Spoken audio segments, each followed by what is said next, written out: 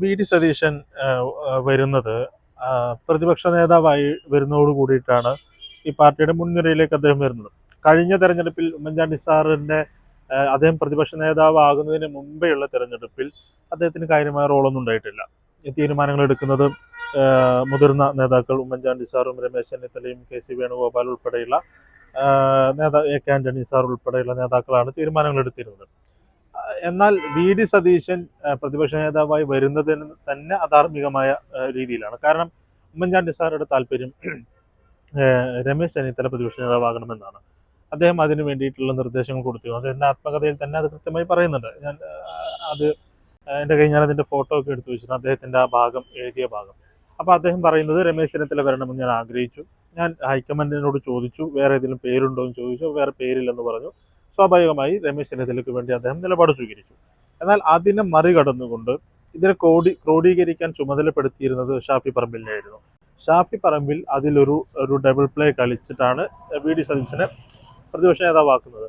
അപ്പൊ അതിന്റെ പിന്നിലും ബി ജെ പിയുടെ കരങ്ങളുണ്ട് എന്നുള്ളതാണ്. അതായത് തുടർ ഭരണം സി പി എമ്മിന് ഉണ്ടായപ്പോൾ ആ തുടർ ഭരണത്തിൽ നിന്ന് സി പി എമ്മിനെ താഴെ ഇറക്കുന്നതിന് വേണ്ടി വി ഡി സതീശനും ബി ജെ പിയും തമ്മിൽ ഗൂഢാലോചന നടത്തി.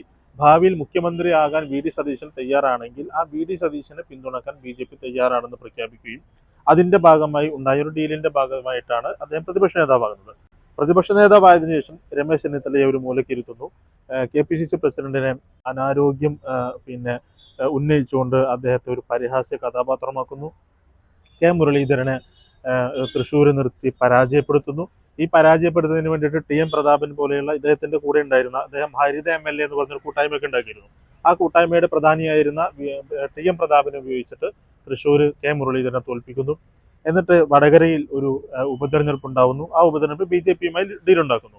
ബി ജെ പിയെ ഇത്തവണ ഇവിടെ വിജയിപ്പിക്കാം എന്ന ഒരു തീരുമാനമാണ് അദ്ദേഹം എടുത്തത്. എന്നാൽ ഇത് ജനങ്ങൾ തിരിച്ചറിയണം.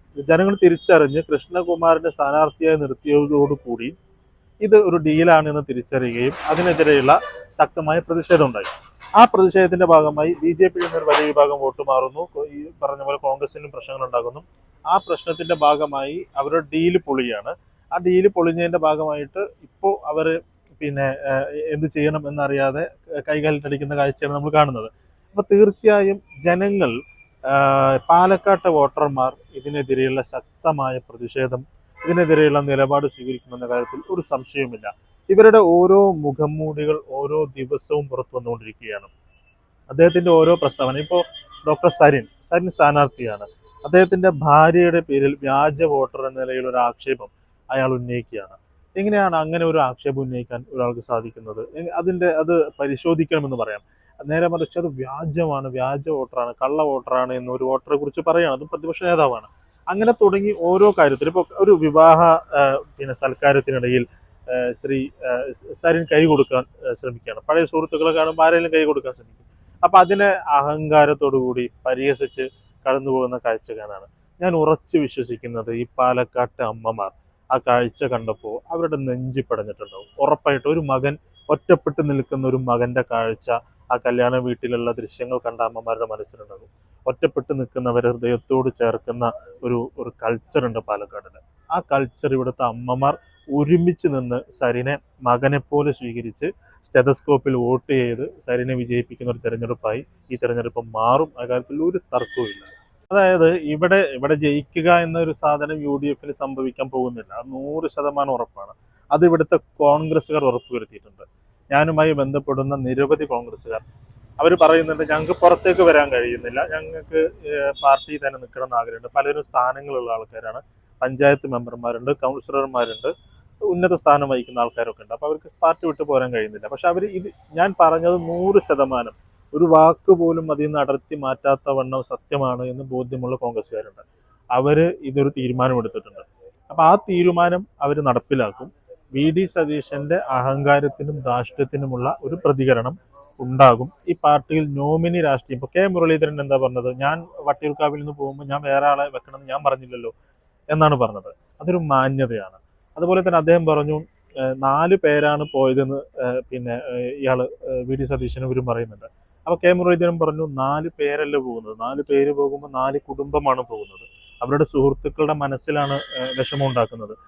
അവരുടെ ഒപ്പം നിൽക്കുന്ന ആളുകൾക്കാണ് വിഷമം ഉണ്ടാകുന്നത്. അതുകൊണ്ട് അവരെ പോകാതെ നോക്കുകയാണ് വേണ്ടതെന്നാണ് കെ മുരളീധരൻ പറഞ്ഞത്.